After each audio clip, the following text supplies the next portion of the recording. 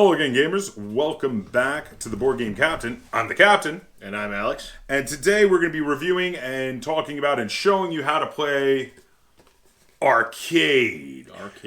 I want to give a big thank you to Nestor Games for discounting this copy of Arcade for me with the agreement to review it. Unfortunately, when they had originally agreed to do it, the game was in full print, and now they just have a handful of games while supplies last, because this is another one of the victims of the current situation that has made Nestor Games have to downsize the number of titles they have in print, unfortunately. But they do still, at the time of this filming, they do still have some copies available, so you can buy it. I'm going to put a link in the description down below. I want to give a big thank you to Nestor Games for allowing me to get a discount on purchasing this copy of a game that I myself was very interested in playing. Yes. Which is why I wanted to pay for it, but still was able to get the discount with an agreement to review it. Yeah. All right, so we have the Tube Edition here. There was another version that had a solid board. I'm not sure which versions are still available. But the Tube Edition came with this nice flexible mat, which you're going to see out on the table a lot. Right. These are the pieces, the game components. I'm going to show some pictures up on the screen. We've got two different like neon bright colors of tanks, and we also got the expansion, with the interceptors, yes, which are flying units. I'm going to show some pictures of what they look like up on the screen. The interceptor expansion came with 3 interceptors. The basic game came with 3 tanks of each color, and then of course the cards to represent them out on the board. And you got 3 standard dice and a unique component here that is very important to gameplay. Has dice in different directions, and you'll see it's used for missed shots. Yeah, we'll see how that works. Then we have these acrylic blocks, nice and clacktastic, that are used for walls. They're like big pillars on the board. These are the pools that are used for restoring energy pools. They almost look like little mirrors. Yeah, they're a mirrored plastic. And we've got a bunch of these tiles for holes that you blow in the floor tiles. Very important for gameplay, these holes. Incredibly so. And finally, the rules. We have 2 rules because, again, we got one of the expansions. There were multiple expansions available when this game was in full production.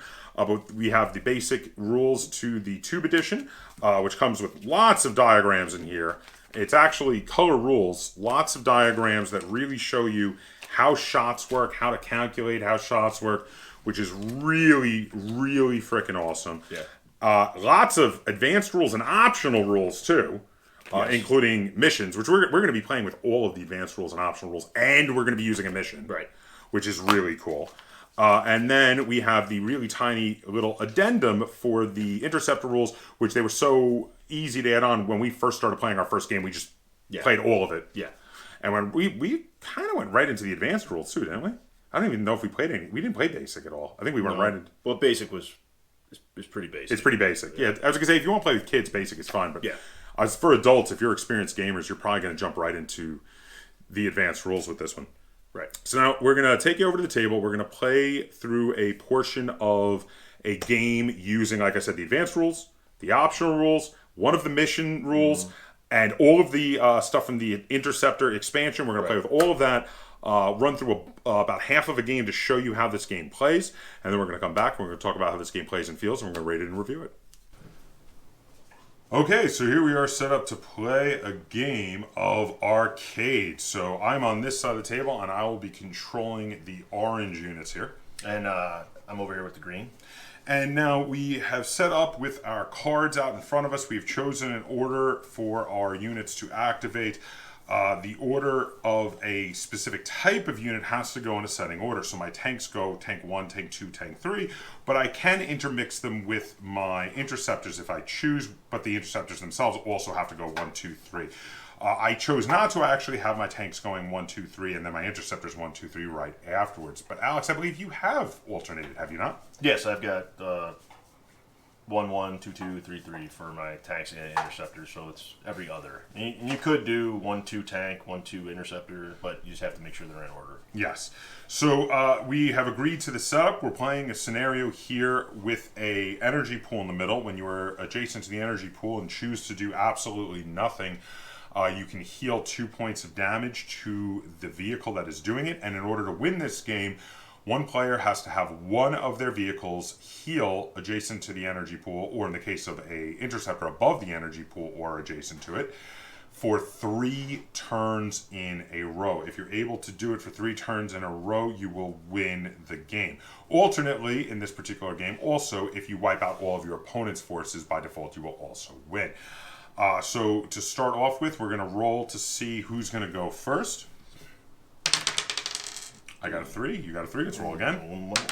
I got a 5. 4. Okay, so I'm going to go first. Now we go in initiative order. We have a token that is below our cards here to mark which vehicle's turn it is to activate. When you activate a vehicle, it can move and shoot in any order, even moving some of its movement and then shooting and then moving the rest of its movement if it so wants to. Now activating my number 1 tank. My number 1 tank is right over here. Tanks can fire once during their turn, and also they have the ability, if they want to be able to move up to 6 movement points worth of movement. Now, when you moving 1 space orthogonally costs you 2 movement points, while moving 1 space diagonally costs you 3. So with that in mind, I'm going to activate my number 1 tank. By the way, we are using all of the advanced and optional rules from the book, so we'll be discussing them as they become relevant during our turns. So now it's time to activate my first tank. I'm going to move 1 space diagonally, which costs 3 of its 6 movement, and I'm going to fire. I'm going to fire straight ahead to here.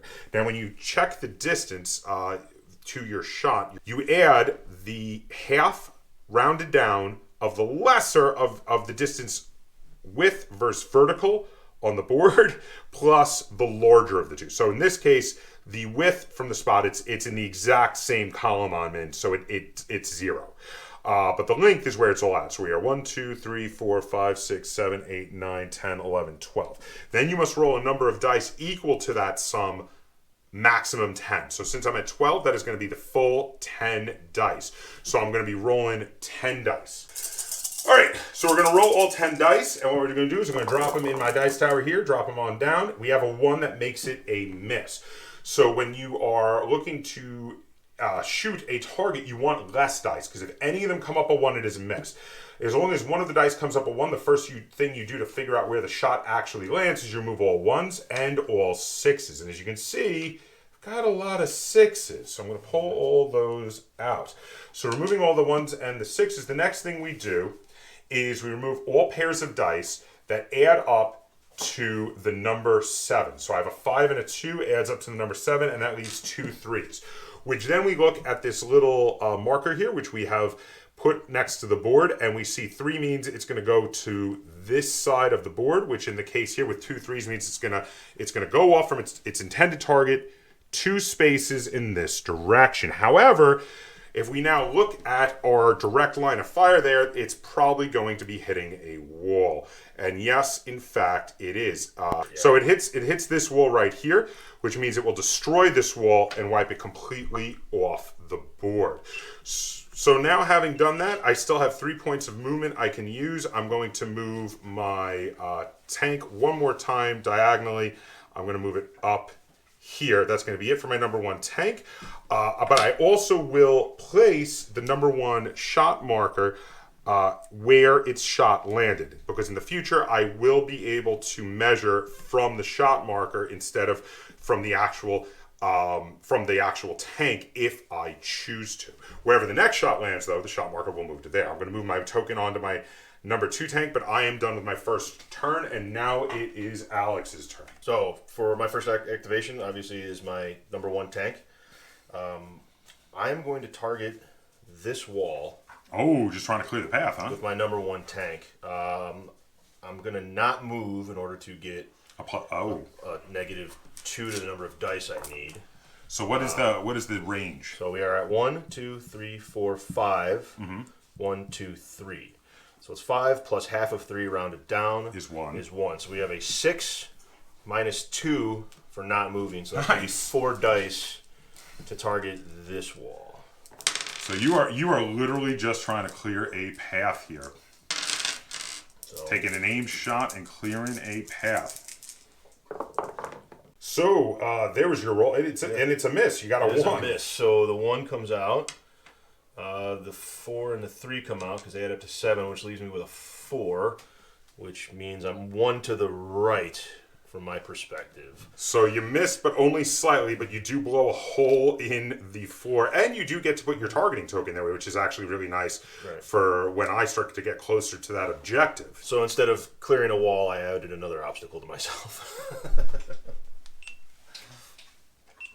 Having the targeting token there could be useful, though. Could be, yeah.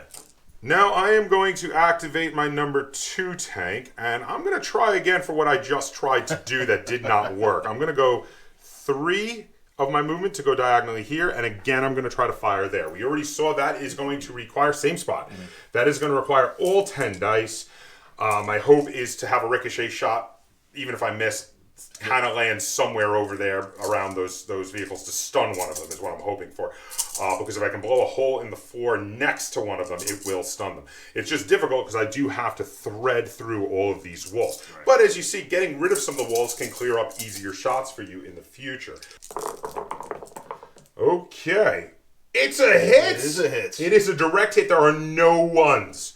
That means I will stun both vehicles, this is a devastating blow to Alex because he will have 2 stunned vehicles and I have my targeting token all the way on his side of the field. So that was what, your number 1 tank? And my number 1 flyer. The number 1 interceptor, yes. Real quick, to finish off my turn, I'm just going to do another diagonal move up here with my number 2 tank. So since he landed here, I have both of these vehicles have been stunned, which means you indicate that by turning the card sideways. It's also done 1 damage to each of them from the shrapnel, from the blast. But you still have to use your card on your initiative, even if it's stunned. So to unstun it, I have to use that initiative. Which is now your turn. Which is now my turn. So my turn now becomes unstun and move to the next. Which now I get to activate my number 3 tank. So now the question is, do I make a beeline for the energy pool or do I try to take another shot at one of your units? And that's an interesting one. I've got my 3 tank is right here in the middle of the field. I could try to do another threading shot over here to, try to land amongst your various units that are over there. Very likely, if I miss though, it's very likely to hit a wall. Yes. Which may even help you. On the other hand, I could move further than either of my other 2 tanks have moved if I just want to make a beeline for the center of the board. I think I've decided that what I am going to do is I am going to try to stun some more of your vehicles because that's kind of the thing to do early. Extremely effective if it works. Yes. So I'm going to do the same thing the other 2 tanks have done. I'm going to attempt to thread it and I'm going to try to land it here. So again, this is going to be another 10 die roll though because this is so long distance. 10 die. So, there's a 1. There's a miss in there. So the 1 and the 6 comes out. There's another 6 that comes out. 5 and the 2 makes 7. That comes out. 5 and a 2 makes 7. That comes out. That leaves me with a 4 and a 3 makes 7. That leaves me with 1, 5. Which is even better for you, I think. Not better so much. It's going to go 1 space closer to you, which means from here it's going to hit the number 3 interceptor for 1 point of damage, no stun. So it's not better because it did not stun it, but it does do a single small wound to Alex's interceptor, which is still valuable. I also get to place my targeting token over there all the way on his side of the field, which is incredibly valuable. And then I'm going to spend the other 3 points of movement to move here to put myself behind this wall and give myself a little protection from return fire. I got to go for it. So I'm going to move. I'm going to pull a Josh. Pull a Kaptain here. Yeah. Movement for 3. Fire at this spot right here. Oh, gee, I wonder why you're doing that. And that's going to be for the full 10. Yeah, that is a long distance shot, but if you hit, it'll be amazing. You'll stun 2 vehicles, which that could be crazy good. I just hope I don't hit the wall to my right. All right, all 10. I see a 1. Definitely some 1s in there. That guy comes out. That guy comes out. There's only 1 6. But there's some 5s and 2s, I think. There's a 5 and a 2. And then it seems to have gone crazy wide. This thing went all over the place. What, 3 4s and 2 5s? So 3 4s is 4s or 2 3, and 2 5s is 2 back. But then yeah, I was gonna say you're gonna need to see. This is the spot we're going to. I'm just gonna put this here just to. I was gonna say we gotta see where it's probably gonna hit a wall. I think it's gonna hit the wall. I think it's gonna hit that wall. Oh no, it doesn't at all. It does not hit the wall. So you blew a hole in the floor, way off target. Way off target. Yeah, but you did get your targeting token all the way on my side of the field, which that's actually pretty good. And I'm gonna finish my movement to there. All right, so it's time to activate my number 1 flyer here. I'm going to go 3, and then I'm going to take a long distance shot to this location there. Again, attempting to stun. You guys know how this works. This is going to be another 10 die shot. Now, when you actually hit a target, now we're at this point, we're not even aiming for each other's vehicles. But if you actually aim for a vehicle, as long as you hit, you do damage equal to the lowest die rolled. If you're a tank, you can have a maximum of 6 damage, whereas interceptors can do a maximum of 3. Just an FYI. And now I'm going to take my shot.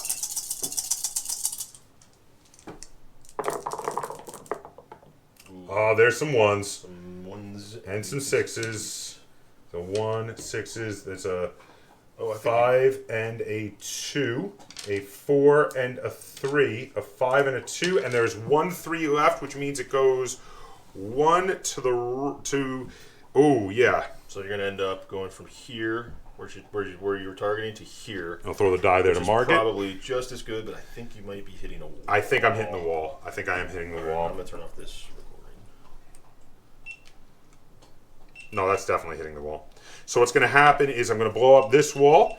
I'm going to clear Alex's cover there, but I have completely removed the wall. But I did miss. I didn't get to hit what I wanted to hit. But that only took 3 of my possible 8 movement to do. So I still have another 5 possible movement. I'm going to go 3,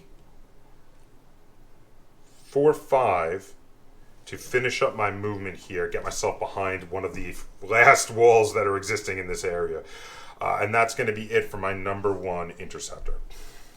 All right, my number 2 interceptor is going to fly 2, 4, 6, 8. Oh, he's making a beeline. And target this spot right here? That spot right now. Yeah, it's probably not going to make much of a difference. It's going to be a 10 roll anyway, I think. 2, 3, 4, 5, 6, 7, 4, 5, 4, 7. Becomes a 9 if I go here. Mm-hmm. Becomes an 8 if I go there. You want to go for the 8? Yeah, I'm gonna go for the 8. Well, the 8 might be more clear. I was just actually, because they're both clear. Yeah, they're both wide clear. So we're gonna go for the 8 dice and try to shoot this spot. Shoot that spot. 8 dice. Shoot this spot. One hit. Yes.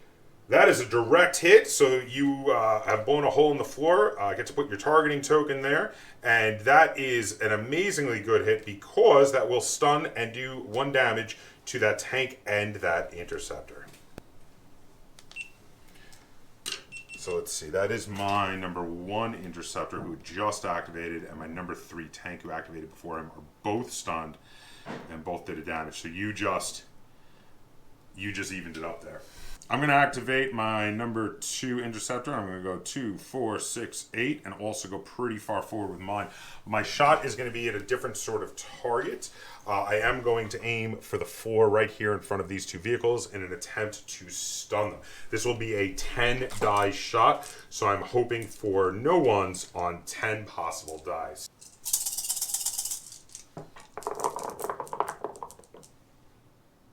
Oh! Direct. Did it. Hits. Oh my goodness. So that's direct. Right on my number 3, who is my next vehicle to activate. So he will get stunned, and that was my number 2. So I get to put my token over there too. I get it all the way to his side. So he's going to be stunned, and your number 3 tank is going to be stunned as well. So that's actually, wow. Those were my next 2 activations, so that's actually devastating. That is bad for me. Good. So this next activation is simply to Unstun my number 3 tank, and then I move on to my number 3 flyer. And my number 3 interceptor, who still needs to activate, is right here. I'm going to activate my interceptor here. Go 2, 4, 6, 8, and I'm going to take a shot right there to attempt to re-stun the tank that just unstunned. We are 1, 2, 3, 4, 5, 6, 7, 8, 9 spots away. I can roll 9 dice, and I can hope for no ones on 9 dice is not impossible, though it is still unlikely.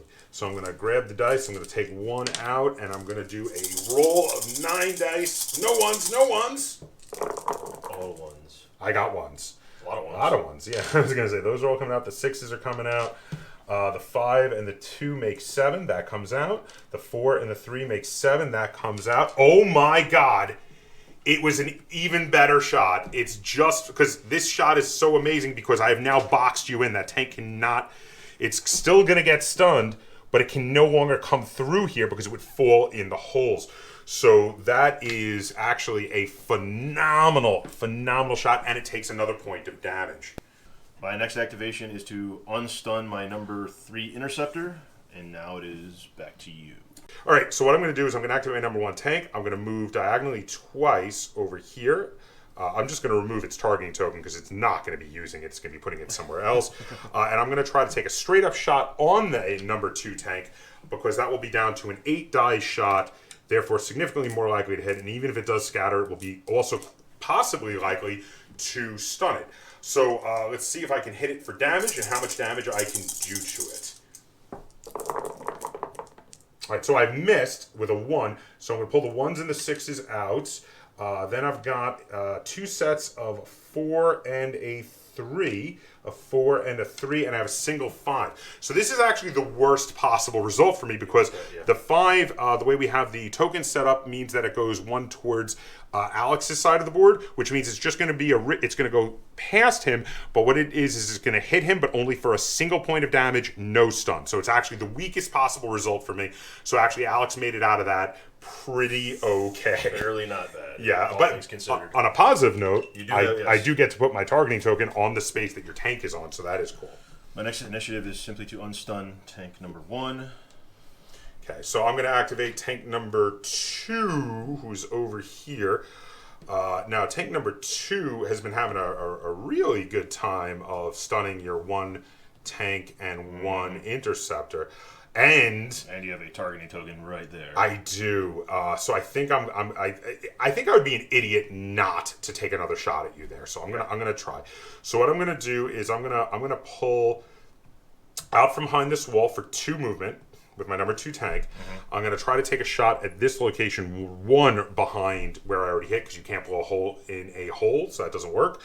But the way that this is going to work for measurement purposes is I can measure from my previous targeting token, but I have to add 2 dice to the difficulty. So for my targeting token, it is going to be a 1. 2 more dice is going to be a 3. So only 3 dice will actually make this a very likely to hit roll. Let's see if we can do it. 3 dice, no ones is what I'm looking for.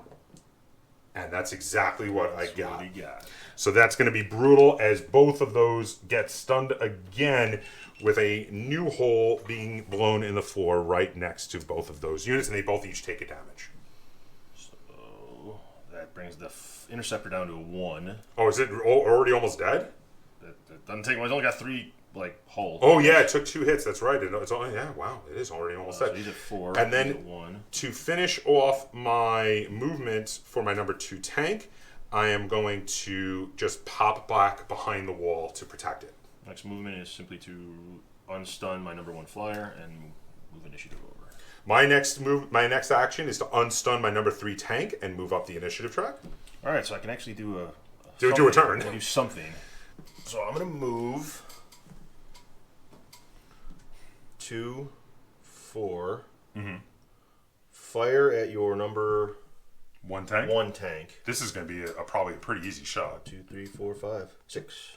Ooh, 6 dice. That's not bad at all. So 6 dice at the number 1 tank.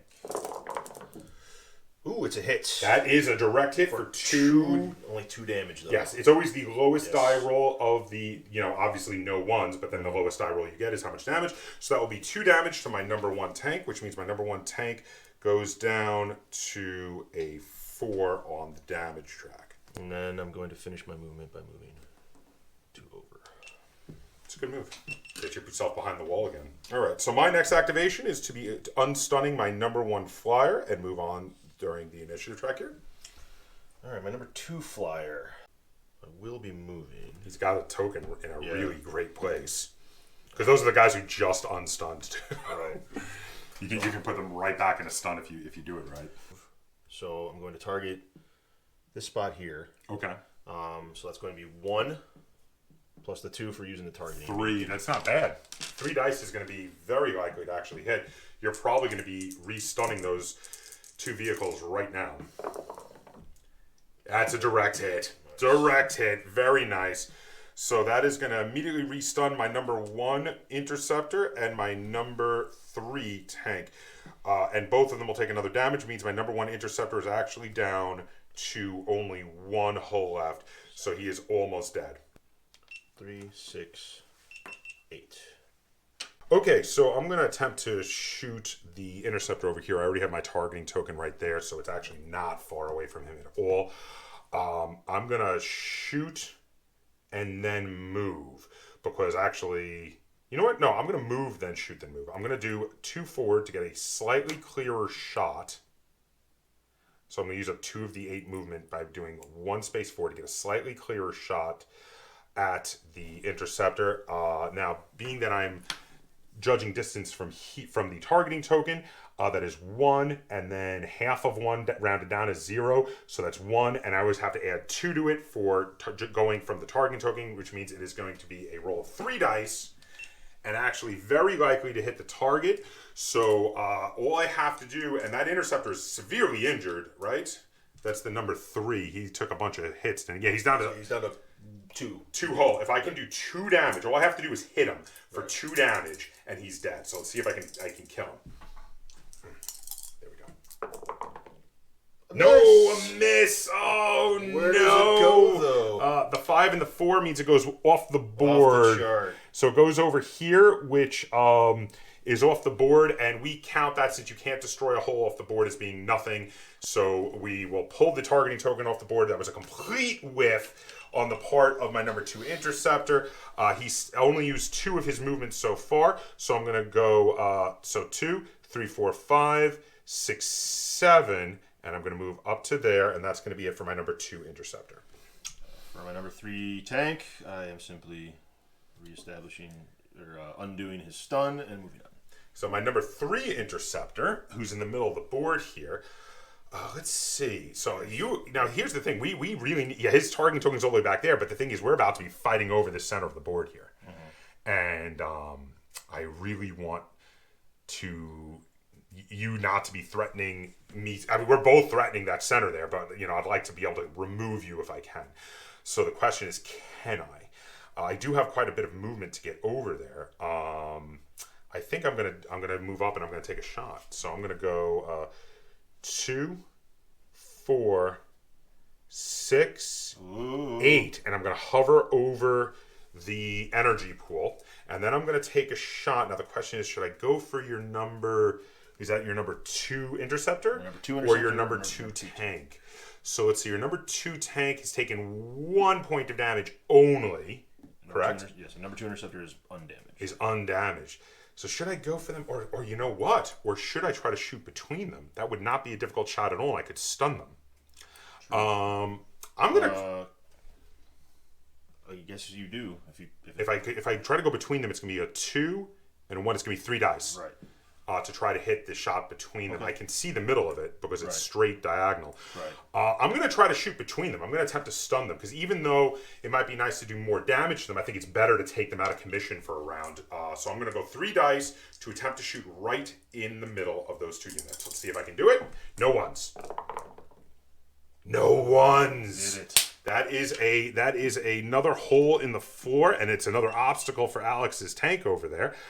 It also will move my targeting token, and each one of his number 2 units, both of his 2s, will now be stunned and take a point of damage.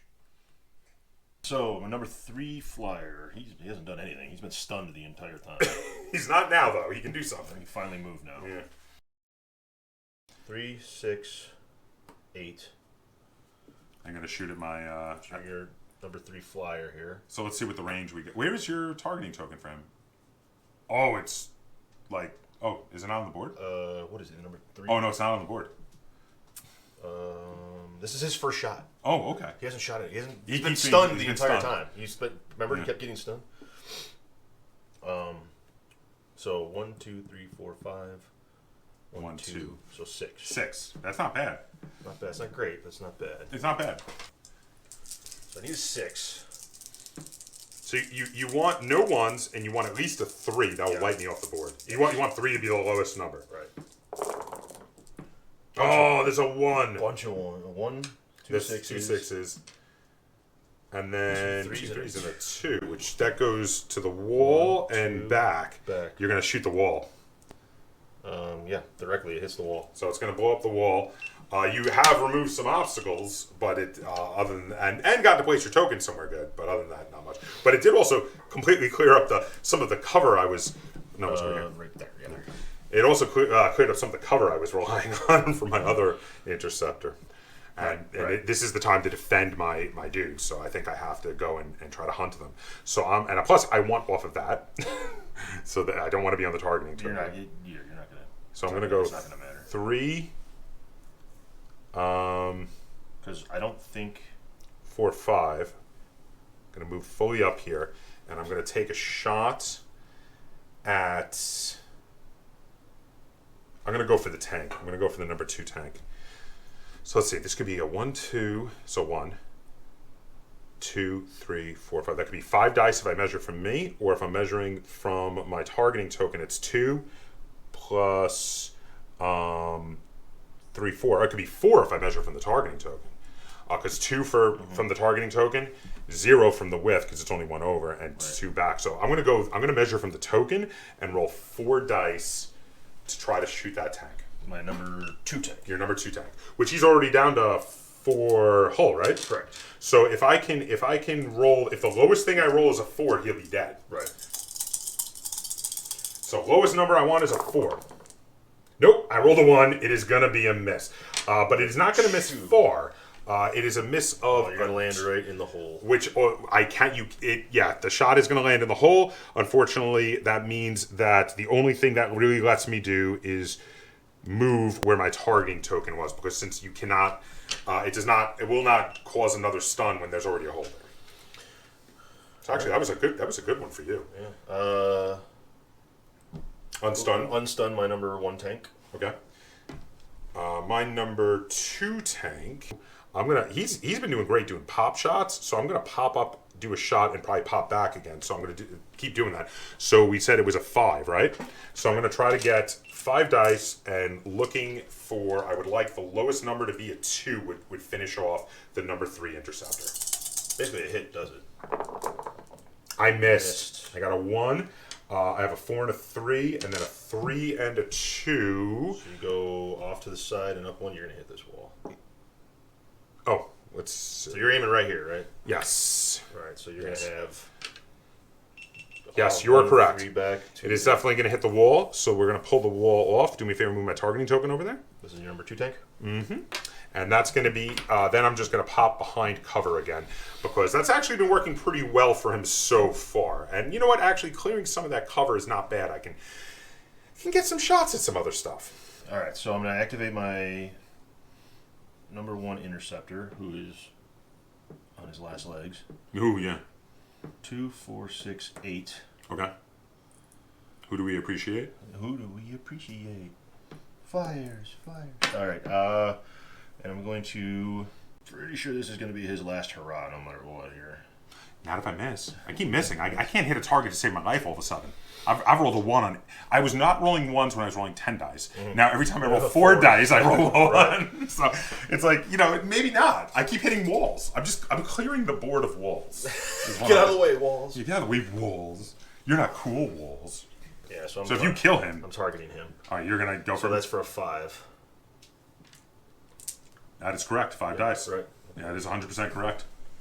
All right, so 5. Come on, hit.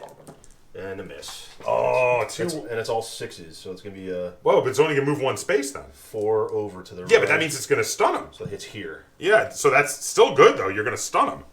So blows a hole in the floor. You can feel free to put your targeting token there. And that also means that my number 2 flyer is stunned and takes a point of damage. So actually... That's not too bad. No, yeah. it's not bad at all. Stunning is always good. My number 3 tank will unstun. My number 2 tank will unstun.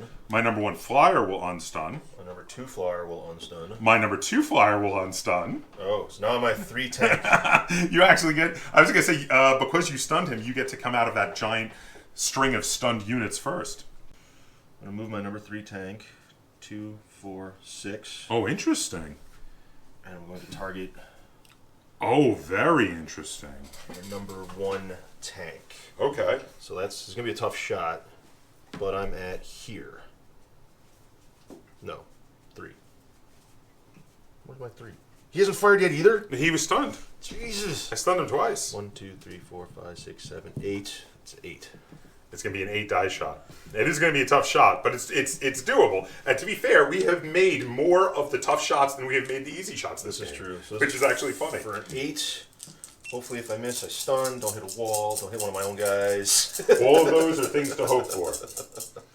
All right. For 8, miracle roll. Oh, Terrible that's a roll. 1. Terrible roll. But you know what? All those 1s and 6s means it shouldn't move too far. In fact, it's only going to move 1 space. 4, which means 1 to the right, which means I hit a wall. Oh, yeah, you hit the wall. But, hey, the wall is adjacent to me. That's a stun. So this comes off. Yeah, you All get right, so I missed. Landed here with the miss. However, there's a wall in the way. The wall comes off. So that will do a damage and a stun to my number 1 tank, which is now down to only 3 hull and is stunned. That's actually really bad for me. That tank getting stunned again, especially when it's so low on life, is tough. That is very tough for me. So my number 3 interceptor is going to activate, and I am going to heal with it. That will be his first heal. I'm going to mark it with some of these walls here by putting a wall next to my interceptor. That is his first heal. That will be it for him. My number 3 interceptor. I'm going to target your number 3 interceptor. While planning to move. But planning to move. With my number 3 interceptor, his targeting token is here. That's actually going to be a really easy shot. So that's 1, 2, plus the 2 is a 4 die. 4 die shot is actually really easy. 4 die shots.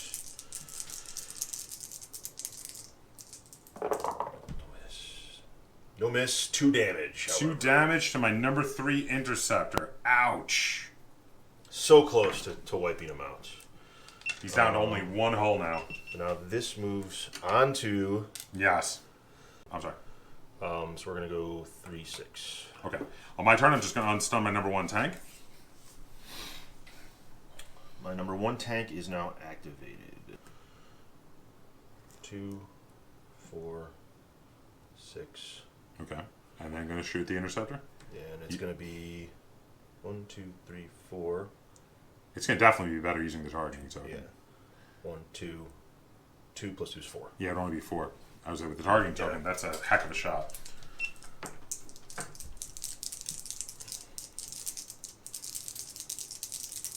You only have to even miss and ricochet and hit him, and it'll do it. That's a hit. Oh, that's it. The number 3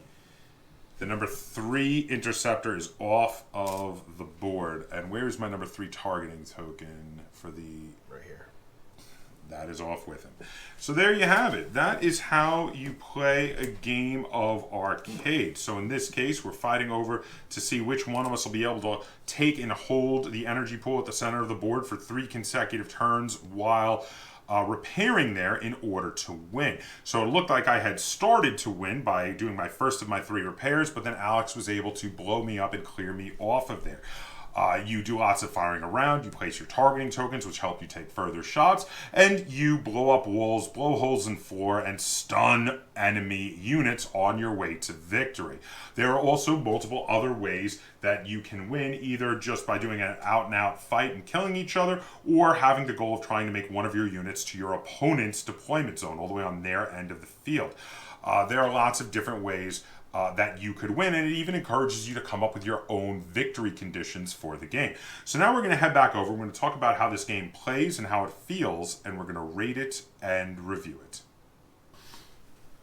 All right, welcome back. So that was how you play a game of Arcade. Indeed. First off, I want to say that now normally, like normal smaller tube games, I find a little hard because I can't put them on a shelf. But I actually like this big one. I just put this in a corner. It's so big that I can still, without even bending over, grab it and pick it up off the floor, and it's actually not bad. Right. What are your thoughts on that? I think it's good because the mat is so big. Yeah. For this game, like it's not just a lot of their takeaway games are basically the size of a mouse pad. You can fit that into something pretty small. This pad is much bigger. So Yes. you need a bigger tube if you're going to do it as a tube type game with this flexible mat. Yeah, I'm not normally a fan of tubes, but I'm fine with this one. Completely fine with this one. Yeah. The neon components are 80s-tastic. They're very cool, and they got that like Lego G.I. Joe luminescence quality to them, which is like you don't see at all anymore, really. Well, and it very much reminds me of the vehicles from Tron. Tron, right? Yeah. Yeah, because I mean, it's obviously the interceptors look just like the flying vehicles from Tron. And of course, they have the tanks in Tron too. Right. There's that scene where they're shooting one of the interceptors with the tank, and it really looks like that. Yeah. So that is really awesome. I'm a big fan of the components. I would say now. I mean, the dice, it's basic dice, right. But I like the clacktastic pillars. I love the look of the units, and the mirrored sort of plastic for the energy pools. It looks like a first generation computer game, which it obviously is the theme because the name of the game is Arcade. Yeah. So the theme carries through very well. It's well thought out. All right, so before we get too into, because we're already talking positives, before we get too into it, let's talk negatives. Now, we both had one negative that we agreed on. Before we talk about that, did you have any other negatives that struck you that you want to talk about in regard to Arcade? No, that was it. No, everything about the gameplay and everything that we've learned, with some tweaks or some special circumstances, it works really, really well. So none of that is a real downside. The only downside is what we're about to talk about now. So now, this downside is very mitigatable by rules that come in the book. It's just that you need to be aware of this downside so that you can mitigate it, so you can avoid it. Because the thing is this. So when you look in the main rule book, you start off with basic rules. And basic rules are very basic and really just involved if you're going to be using 3 tanks versus 3 tanks and fighting it out with each other. But once you get past those basic rules, you have advanced rules. And you have tons of all advanced rules, and they're all optional. You can use some or use all, and then all the way to the back where you have missions where instead of fighting each other, it can be about something else, a different objective, like we showed in the game. We were fighting over like a capture. Yeah. The energy pool. It's capture the center of the. It's an area control. You want to capture that and hold on to it. So the thing is this: is as you go through in the more and more advanced rules. There gets to be a point at which it becomes very difficult to play the basic just kill each other. Once you're using most of the advanced rules, you should definitely play missions. And that is the thing you'd use to mitigate it. But the negative is, if you don't use a mission, if you play all the advanced rules with the expansion and you're just shoot 'em up, try to kill each other, wipe each other off the board, you run into this situation where, because of the effect that you saw of stunning the opponents, you can easily get into a situation where the one player multiple turns in a row has nothing to do.